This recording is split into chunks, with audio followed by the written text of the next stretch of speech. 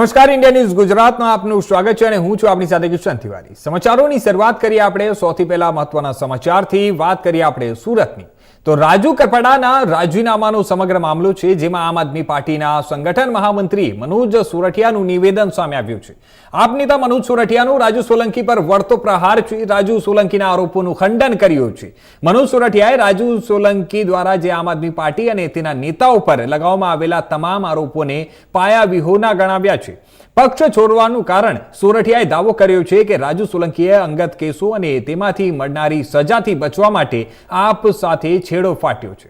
રાજુ સોલંકીએ પોતાના પરિવારને કાયદાકીય મુશ્કેલીઓમાંથી ઉગારવા માટે સંઘર્ષનો રસ્તો છોડી દીધો। તેમણે આરોપ લગાવ્યો છે કે છેલ્લા 10 વર્ષથી ભાજપ દ્વારા આમ આદમી પાર્ટીને ખતમ કરવાના અનેક પ્રયાસો કરવામાં આવ્યા છે, પરંતુ પાર્ટી વધુ મજબૂત બનીને ઉભરી છે। ઉપર ગોપાલભાઈ ઉપર અનેક આરોપો લગાવ્યા છે। એમણે આમ આદમી પાર્ટી ગઈકાલે છોડી છે અને ગુજરાતના લોકો, ગુજરાતના તમામ ખેડૂતો જાણે છે કે રાજુભાઈએ આ સંઘર્ષનો રસ્તો, આંદોલન શા માટે છોડ્યું છે। રાજુભાઈના પરિવાર ઉપર જે જૂના કેસો છે, જેમાં સજા પડવાની હતી, આજે જ લગભગ કેસોના ઉપર કંઈક હિયરિંગની પણ આજે તારીખ હતી અને આ તમામ જે કેસો છે એમાંથી રાહત માટે રાજુભાઈએ છે આમ આદમી પાર્ટી છોડી છે। ખેડૂતોનો આ સંઘર્ષને આ રસ્તો છોડ્યો છે।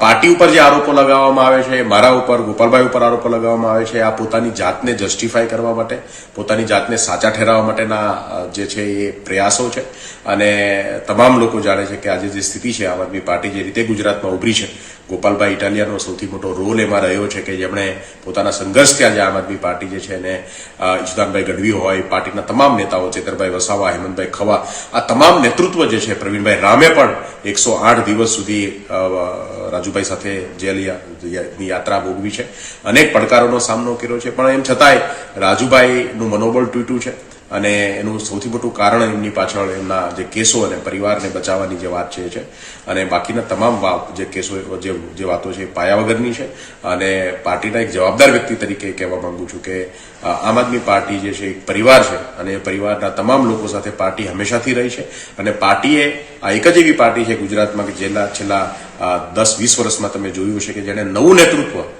ગુજરાતને આપ્યું હોય, નવું નેતૃત્વ ઉભારવાનું કામ કર્યું હોય, નવા નેતા પેદા કરવાનું કામ કર્યું હોય તો એ આમ આદમી પાર્ટીએ કર્યું છે। તો આ તમામ જે પાર્ટી જે છે, આમ આદમી પાર્ટીને ખતમ કરવા માટે અનેક પ્રયાસો ભાજપ દ્વારા કરવામાં આવ્યા છે। છેલ્લા 10 વર્ષથી અનેક પ્રયત્નો થયા છે, પણ એમ છતાંય તમામ પ્રયત્નની સામે આમ આદમી પાર્ટી જે છે એ ઊભી રહી છે, આગળ વધી છે, મજબૂત થઈ છે અને મને પૂરો ભરોસો છે કે ગુજરાતની જનતા આગામી સમયમાં આમ આદમી પાર્ટીની ઉપર ભરોસો રાખી અને આમ આદમી પાર્ટીને વિકલ્પ તરીકે પસંદ કરશે।